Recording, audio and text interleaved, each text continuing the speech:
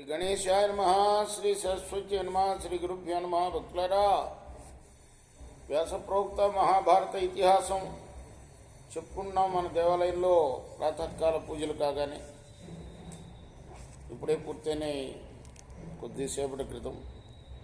ఇప్పుడు మనం శాంతి పర్వంలో ఉన్నాం.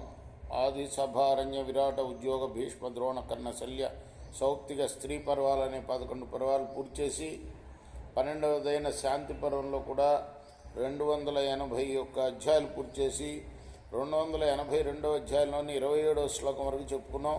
ఈ రోజున 28 నుండి కొనసాగించే ముందు వ్యాసుల వారిని ప్రార్థన చేసుకుందాం. వ్యాసాయ విష్ణురూపాయ వ్యాసరూపాయ విష్ణవే నమో వై బ్రహ్మణదయే వాసిష్ఠాయ నమో నమః.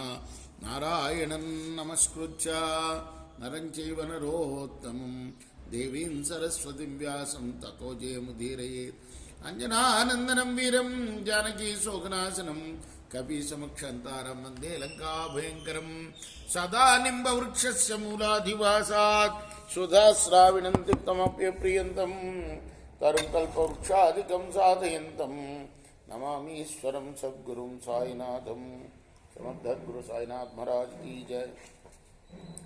భీష్మ ఉవాచ తథేతి తాం ప్రాక తదా బ్రహ్మవజ్యాం పితామహ ఉపాయతః సశక్రస్య బ్రహ్మవజ్యాం వ్యపోహత. భీష్ముడు చెప్తున్నాడు.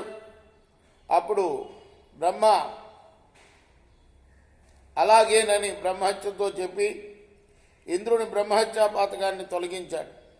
తత స్వయంభువాజ్జాత తత్ర వహ్నిర్మహాత్మన బ్రహ్మాణముపసంగమ్య తతో వచనమబ్రవీత్. వెంటనే బ్రహ్మ అగ్నిని తలుచుకున్నాడు. అగ్ని బ్రహ్మని చేరి అన్నాడు, ప్రాప్తోస్మి భగవన్ దేవ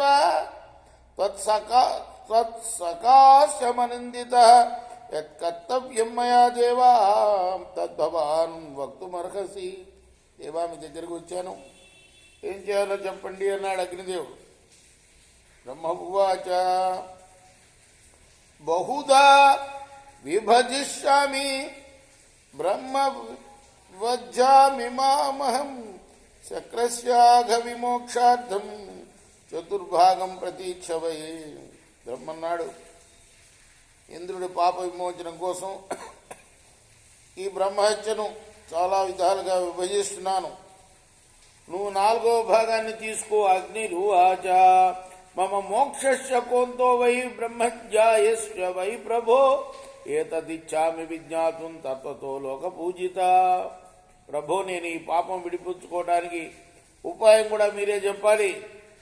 బ్రహ్మ ఉవాచాయస్వాం జ్వలంతమాసాధ్య స్వయం వై మానవ క్వచిత్ బీజౌషధిరః రసైర్వహ్నే నయక్షతి తపో వృతః తమేషయాశ్చతి క్షిప్రం తత్రైవ చ వివత్స్యతి బ్రహ్మవజ్యాహ్యవహవ్యతుతే మానసోజ్వరః. బ్రహ్మన్నాడు, జ్వలించే నీలో ఎవరైనా తమో గుణంతో బీజాలు కానీ ఓషధులు కానీ ఫలరసాలు కానీ హోమం చేయకపోతే వెంటనే అతనిలో ఈ బ్రహ్మహత్య ప్రవేశిస్తుంది. ఇచ్చుక్త ప్రతిజగ్రాహ తద్వచో హవ్యకవ్యభుక్ పితామహస్య భగవాన్ తథా చ తతద్భూత్ ప్రభో. బ్రహ్మ మాటలు విని అగ్ని సంతోషించాడు. వెంటనే బ్రహ్మహత్యలో 4వ భాగం అగ్నిలో ప్రవేశించింది. తతో వృక్షౌషధి తృణం సమాహూయ పితామహ ఇమమర్థం మహారాజా వక్తుం సోపచక్రమే. ఆ తర్వాత బ్రహ్మ వృక్షాలని, ఔషధాలని, తృణాలని పిలిచి అన్నాడు, ఇయం వృత్రాదనుప్రాప్త బ్రహ్మహత్య మహాభయా బ్రూతం చతుర్థాంశం అశాయుయం ప్రతీక్షత తతో వృక్షోధిక కృతం తథైవోక్తం యథా తదం వ్యధితం వహ్నిభద్రాజన్ బ్రహ్మాణమిదమబ్రవీత్. మహాభయంకరమైన ఈ బ్రహ్మహత్య వృత్రాసుర సంహారం వల్ల ఇంద్రుడికి సంక్రమించింది. దాని 4వ భాగం మీరు తీసుకోండి అని అన్నాడు. బ్రహ్మమాట విని వృక్షాలు, ఔషధాలు, తృణాలు అగ్నిలాగానే వ్యధ చెంది ఇలా అన్నాయి. అస్మాకం బ్రహ్మవిద్యాయ కొంతోలోక పితామహ దైవేనా విహతాన్ అస్మాన్ నా పునర్కంతు మర్హసి. పితామహ మహా ఎలా మేము వదిలించుకోవాలి ఈ బ్రహ్మహత్యా పాతకాన్ని? ఇంతకుముందే మేము దైవోపహతులమై స్థావరాలుగా పుట్టాము, మళ్ళీ మీరు ఈ విధంగా బాధిస్తారా? వయమగ్నిం తథాశీతం వర్షంచ పవనీరితం సహామహ సత్తం దేవా తథాచ్ఛేదన భేదనే బ్రహ్మవజ్జామి మా మధ్య భవతః శాసనాద్వయం గ్రహీష్యామస్త్రిలోకేశ మోక్షం చింతయతాం భవాన్. మేము ఇప్పటికే ఎప్పుడు వేడిని, చలిని, గాలిని అన్నింటినీ సహిస్తున్నాం. మీ ఆజ్ఞతో ఈ బ్రహ్మహత్యను కూడా భరిస్తాము, కానీ మాకు దీని నుండి మోక్షం ఎప్పుడో చెప్పండి. బ్రహ్మవాచ పర్వకాలే తు సంప్రాప్తే యో వై ఛేదన భేదనం కరిష్యతి నరో మోహతమేషాను గమిష్యతి. పర్వకాలాల్లో అజ్ఞానంతో వృక్షాదుల్ని ఛేదించిన వాణ్ణి ఈ బ్రహ్మహత్య పొందుతుంది.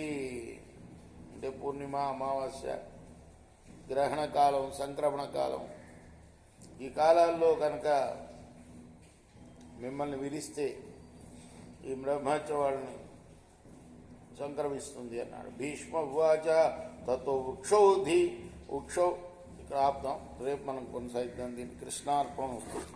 సాయి కృష్ణార్పణ వస్తుంది.